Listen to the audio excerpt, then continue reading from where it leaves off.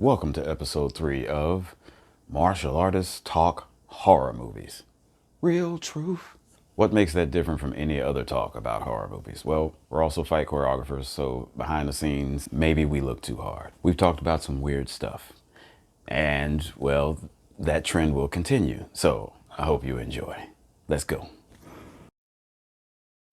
The Thing was the first movie that scared me to a point that was not, it was very uncomfortable. I rage quit The Thing. I made it to the dog, and I was like, you know what? That's pretty early. Think I've had enough, sir. Took my ass to bed. I was like 7. No. No. And I had to watch it again when it came on again, when it was me and all my cousins. We sat around and watched it. I couldn't leave the room because we was all in there together. You don't leave when you're watching with your family, horror movie, night, HBO. I'm there with you. I'm there.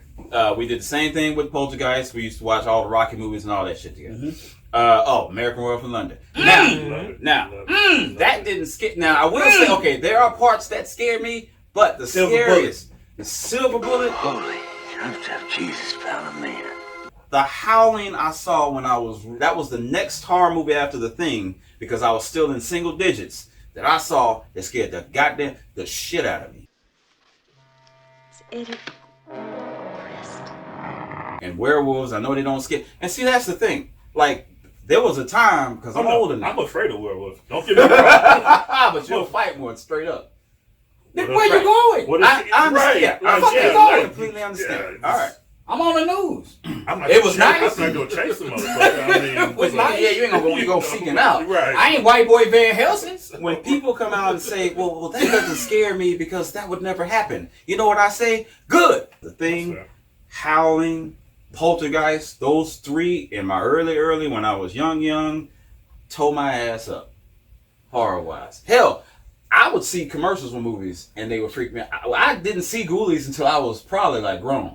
But when I was a kid, the trailer scared me. Mm-hmm. The trailer for Gremlins scared me. The trailer for Gremlins scared me. Man. Actually, I'm not being all the way honest. Because, okay, look, no, that's fine, but we gotta go back. Go back to Mason Manor. Okay. Where I was until about what, 8 or 9. Because Tree and I started linking up like around like 10 or 11. Alright, when we talking about horror movies and we talking about that era where like that we're from and how it fucked with us, this is how fucked up those movies were. He brought up Howling last.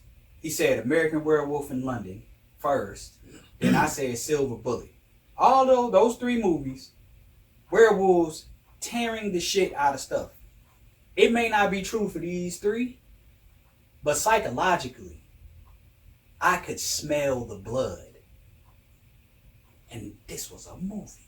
That's how those movies back then would affect you.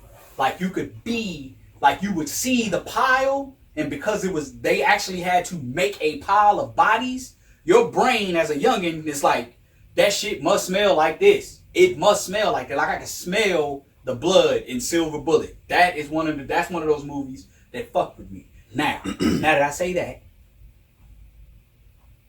I am a big fan of anthology horrors. Okay. And so the first anthology horror that I remember seeing is Creepshow.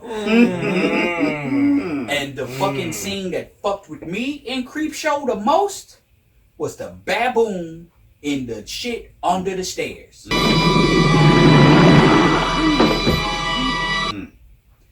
And then second on that list was the cockroach factory. Cockroaches. Was the roach factory, whatever the fuck, roach. Mason Manor was fucking infested. Yes. Okay? We came up in the era of fucking roach bombs, bug bombs. Yeah. You had to leave for at least 16 hours. And the worst part of Creepshow when you talking about that, this nigga, why would you fucking eat Raisin Bran, my nigga? Hey! Bro! Bruh! That doesn't help nothing. No. And we in Texas, so the roaches here, you can ride them to work. Pretty Yep. much. Shit, you can fly out on them motherfuckers if you want. Shit, if you catch them in time, hell, you can get them cheaper than Spirit and Southwest. Speaking of anthology horrors, and I know it's a fucking horrible movie, and when I finally figured it out, I was like, come on, Spike, really, Spike, really, Spike. Tales from the Hood.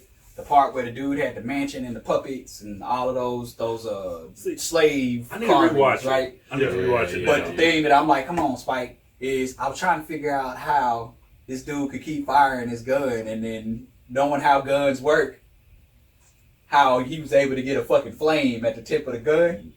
And then I'm like, y'all don't have no budget for blanks. Y'all really pulled a cigarette lighter gun out and shot it and expected that to fucking work. This motherfucker went click, click, click, click, and then light, and then they cut. Wow. They cut the scene as soon as it lit. They cut the scene, and I'm like, how is this thing got like just a solitary ass flame? Wow.